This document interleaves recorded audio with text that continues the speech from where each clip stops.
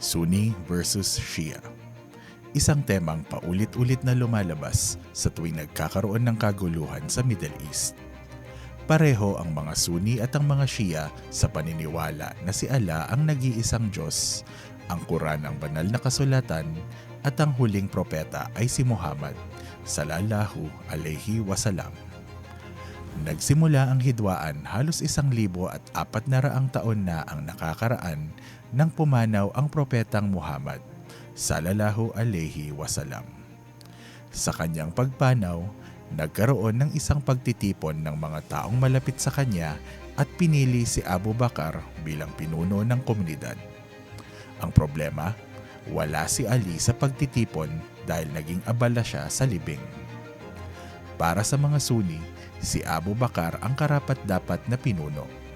Para naman sa mga Shia, kung kasali sana si Ali sa pagtitipon ay siya ang napiling pinuno. Sa paglipas ng panahon, ang simpleng hindi pagkakasundo na ito ay lumalim at naging mas komplikado. Sa videong ito, pag-uusapan naman natin ang mga pagkakaibang nabuo sa pagitan ng mga Sunni at mga Shia sa paglipas ng panahon. Susuriin din natin kung paano ang mga pagkakaibang ito ay nakaapekto sa politika sa Middle East at kung paano ito naging sanhi ng mga kaguluhan. Unahin natin ang pagkakaiba ng mga Sunni at mga Shia pagdating sa pamumuno sa umma o komunidad ng mga Muslim. Para sa mga Sunni, si Abu Bakar ang pinakaunang kalifa o karapat-dapat na pinuno at pinipili ang mga pinuno sa pamamagitan ng isang pagtitipon ng komunidad. Para naman sa mga Shia, ang mga imam ang karapat-dapat na pinuno na nagsisimula kay Ali at sinusundan ng kanyang mga kalahi at tagapagmana. Para sa mga Sunni, ang propeta lang ang hinirang ni Allah at hindi nagkakamali, pero ang mga kalifa ay mga tao lamang na maaaring magkamali. Para sa mga Shia, ang mga imam ay mga hinirang din ni Allah tulad ng propeta at hindi maaaring magkamali. Mula sa mga paniniwalang ito naman nag-uugat ang ikalawang mahalagang pinagkaiba ng mga Sunni at Shia. Maliban sa Quran, may isa pang mahalagang pinagkukunan ng aral sa Islam, at ito ang tinatawag na mga hadith. Ang mga hadith ay mga kasulatan o tala ng mga sinabi at ginawa ng propetang Muhammad sallallahu alaihi wasallam. Tinatanggap ng mga Sunni ang 6 na pangunahing koleksyon ng mga hadith na nagtataglay ng mga salaysay mula sa mga malalapit na tagasunod ng propetang Muhammad sallallahu alaihi wasallam. Ang mga Shia naman ay tinatanggap lamang ang 4 na hadith na aprobado ng mga imam at winawaksi ang mga salaysay ng mga Sunni na para sa kanila ay kumukontra kay Ali at sa kanyang pamilya. Ikatlo sa mga mahalagang pinagkaiba ay ang pag-iinterpreta sa Sharia o sa mga batas at alituntunin ng Islam. Ang mga Sunni ay may 4 na iba't ibang interpretasyon ng Sharia na nakabase sa pag-aaral ng ilang mga dalubhasa sa pag-interpret ng batas at tinatawag itong madhab. Ang 4 na madhab ay ang Hanafi, Maliki, Shafi'i at Hanbali. Ang 4 na ito ay nakabase sa iba't ibang parte ng mundo kung nasaan ang karamihan ng mga Sunni. Halimbawa, ang Hanafi ay prominente sa bansang Turkey. Ang Maliki naman ay prominente sa Afrika. Ang Shafi'i ay prominente sa Asia at ang Hanbali ay prominente sa Saudi Arabia. Base sa limitado kong pagkakaintindi sa kung ano ang mga madhab, ang dating sa akin ang mga madhab ay nagkaiba pagdating sa kung anong mga kasulatan ang mas binibigyang halaga. Halimbawa, may mga madhab na mas binibigyang priority ang mga bagay na nangyari sa Medina o ang mga bagay na ginagawa ng mga taga-Medina, samantalang ang iba naman ay hindi ito binibigyan ng kahit anong halaga.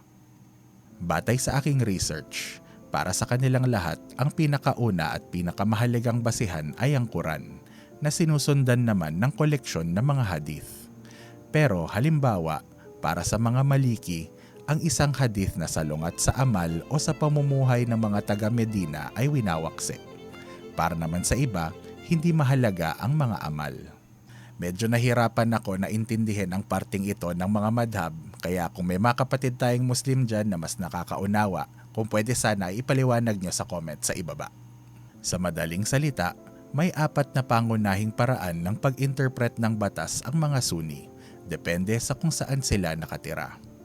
Pero kahit alin dito sa apat na interpretasyon na ito ang sundin nila ay maituturing pa rin sila na miyembro ng mga Sunni. Sa mga Shia naman, ang interpretasyon ng Sharia ay nakabase sa salita ng mga imam. Siya nga pala, ang mga Shia ay nahahati din sa iba't ibang mga grupo depende sa kung sino ang makinikilala nilang tunay na mga imam. Para sa video na ito, mag-focus tayo sa mga tinatawag na 12er dahil sila ang pinakamarami at sila ang prominente sa bansang Iran. Ayon sa mga 12er, may 12 naging imam mula kay Ali, kaya 12er. Ngayon, ayon sa mga 12er Shia, ang ika-12 imam ay si Muhammad al-Mahdi at siya ang pinakahuli sa mga imam. Nabubuhay siya hanggang sa ngayon at nasa pangangalaga ni Allah. Balang araw, muli siyang magbabalik upang isaayos ang mundo. Pero hanggat wala pa siya ay ang mga ayatollah muna ang mamumuno sa mga Muslim. Dito tayo pupunta sa ika-4 na mahalagang pinagkaiba ng mga Sunni at Shia. Kung papansinin mo, sa mga Sunni, ang malaking parte ng kanilang sistema ay nakabase sa komunidad. Kung kailangang mamili ng pinuno, may pagtitipon para pagkasundoan ang magiging pinuno. Para sa interpretasyon ng batas, may pagtitipon ng mga dalubhasa sa batas para pagkasundoan ang dapat na interpretasyon. Pagdating sa mga Shia, mas nakasentro ang mga bagay sa iilang tao. Noon, iisang tao lang ito, at ito ang imam. Ngayong wala ng mga bagong imam, nakasentro na ito sa mga ayatollah, ang pinakamataas na rangko ng mga cleric o pare. Ibig sabihin, ang interpretasyon ng mga ayatollah ay may malaking impluensya sa batas para sa mga Shia. Ang ika-5 malaking pinagkaiba ng mga Sunni at Shia ay kung sino ang binibigyan nila ng halaga pagdating sa pagsamba. Gaya ng sabi ko kanina, pareho naman ng mga Sunni at Shia na naniniwala na si Allah ang tunay at nag-iisang Diyos. Pero para sa mga Shia, may ilang mga mahalagang tao na kung ihahambing sa mga Katoliko ay ito yung mga santo. Halimbawa, ang libingan ng mga imam ay tinuturing na mga banal na lugar kung saan bumibisita at nananalangin din sa mga imam ang mga Shia. Para sa maraming mga Sunni, labag ito sa turo at kay Allah lang dapat nagdidirektang manalangin. Huli sa mga mahalagang pagkakaiba ng mga Sunni at Shia sa kwentong ito ay ang ginagawa nila tuwing araw ng Ashura o ang ika-10 araw ng Muharram ayon sa Islamic calendar. Ngayong 2026, ang araw ng Ashura ay sa June 26. Para sa mga Sunni, ito ang araw kung kailan hinati ng Diyos ang Red Sea upang iligtas si Moises at ang mga Israelita mula sa tumutugis na mga taga-Ehipto. Para sa mga Shia, ito ay isang mahalagang araw ng pagluluksa dahil ito ang araw kung kailan pinaslang ang imam na si Hussein kasama ang kanyang pamilya.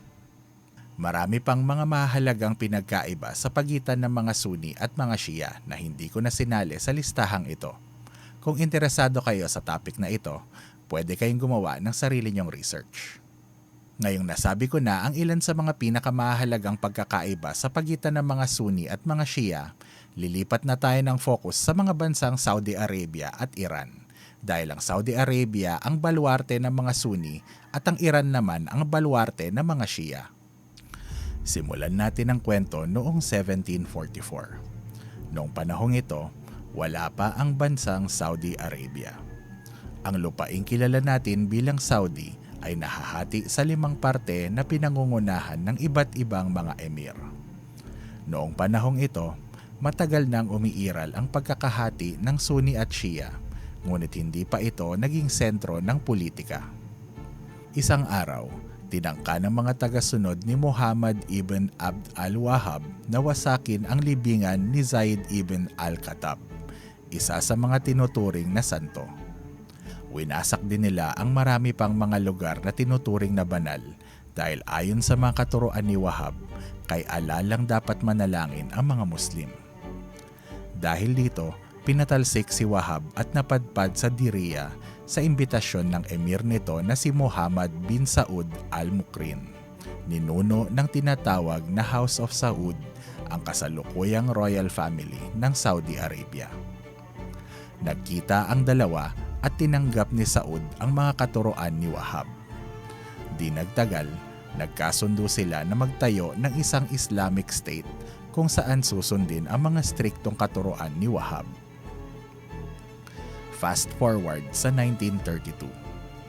Maraming pinagdaanan ang House of Saud, pero sa wakas, sa ilalim ni Haring Abdulaziz ay napag-isa ang mga dating hiwa-hiwalay na teritoryo ng Arabian Peninsula at tinawag itong Kingdom of Saudi Arabia o mas kilala natin ngayon bilang Saudi. Hindi nakalimutan ng mga Saud ang kanilang kasunduan kay Wahab.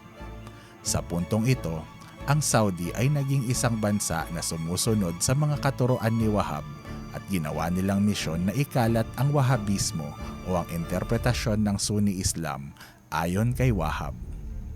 Noong 1933, pumayag ang Haring Abdulaziz na maghanap ng langis ang mga Amerikano sa loob ng kanyang kaharian. Pagdating ng 1938, nagtagumpay ang mga Amerikano at nakahanap ng maraming langis sa Saudi. Dito na nagsimulang umasenso ang kaharian at yumaman ng husto ang pamilyang Saud. Gamit ang perang nakukuha nila mula sa langis ay pinakakalat nila ang Wahabismo sa iba't ibang parte ng mundo. Sa puntong ito, hindi pa magkalaban ang Saudi at Iran. Sa katunayan, magkaibigan ang pamilyang Saud at ang hari ng Iran na si Mohammad Reza Pahlavi. Maraming beses na rin silang nagtulungan sa mga proyekto sa Middle East. Nagbago ang lahat pagdating ng 1979 Iranian Revolution. Pinatalsik ang hari ng Iran at pinalitan ni Ayatollah Ruhollah Khomeini. Sa pag-upo ni Khomeini, itinatag ang isang Islamic Republic na nakabatay sa Shia Islam. Naging dagok sa Saudi ang pangyayaring ito. Una, ang bersyon ng Shia Islam ni Khomeini ay malaki ang pagkakaiba sa Wahabismo ng Saudi. Tulad ng aktibong pagpapakalat ng Wahabismo ng mga Saud, aktibo ding pinapakalat ni Khomeini ang 12er Shia. Ikalawa, ang pagpapatalsik sa royal family ng Iran ay hindi naging maganda para sa ibang mga royal family sa Middle East. Marami sa kanila ang nag-aalala na baka maimpluwensyahan nito ang mga Shia sa kanilang mga bansa na mag-alsa. Ikatlo, idineklara ni Khomeini na kaaway ang Amerika. Ang mga Amerikano ay kaibigan ng Saudi. Sila ang nagpapayaman sa Saudi bilang pinakamalaking customer ng langis at pinoprotektahan din nila ang Saudi gamit ang kanilang mga base militar sa loob ng kaharian. Simula noon, sunod-sunod na ang naging banggaan ng Saudi at Iran, ngunit hindi sa direktang pamamaraan. Sa tuwing may kaguluhan sa Middle East, makikita ang suporta ng Iran at Saudi sa magkalabang panig. Ilan sa mga halimbawa ay nang magpasya si Saddam Hussein ng Iraq na sakupin ang Iran noong 1980. Isa ang Saudi sa mga sumuporta sa Iraq. Sa Syrian Civil War naman na nagsimula noong 2011, sinuportahan ng Iran ang gobyerno ni Bashar al-Assad, samantalang ang mga rebelde naman ay sinusuportahan ng Saudi Arabia. Sa Yemen naman, sinusuportahan ng Iran ang mga Houthi, samantalang sinusuportahan ng Saudi ang gobyerno ni Rashad al-Alimi. Lahat ng mga ito ay mga labanang may bahid ng Sunni laban sa mga Shia. Sa patuloy na tensyon sa pagitan ng Iran, Israel at Estados Unidos, makikita na ang pinapanigan ng Saudi ay ang US at Israel. Sa kwentong ito, ang alitang nagsimula sa pagkakaiba sa paniniwala ay naging isang labanan ng kapangyarihan sa pagitan ng mga bansa. Sa tuwing may kaguluhan sa Middle East, tila isa sa mga ginagamit na dahilan ay ang pagkakaiba sa relihiyon, ngunit kahalo na rin dito ang labanan para sa impluwensya, kayamanan at kapangyarihan. Kung ito ang unang video ko na napanood mo at gusto mong malaman ng mga detalye tungkol sa 1979 Iranian Revolution, hanapin mo ang video na ito sa channel ko at panoorin mo.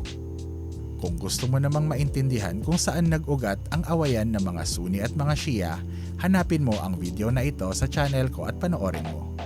Imbitahan na rin pala kita sa Facebook group. Ang link ay nasa description sa ibaba o kaya makikita mo rin yon dito. Salamat po sa panonood. Si Coach Jonel po ito. See you next video. Bye.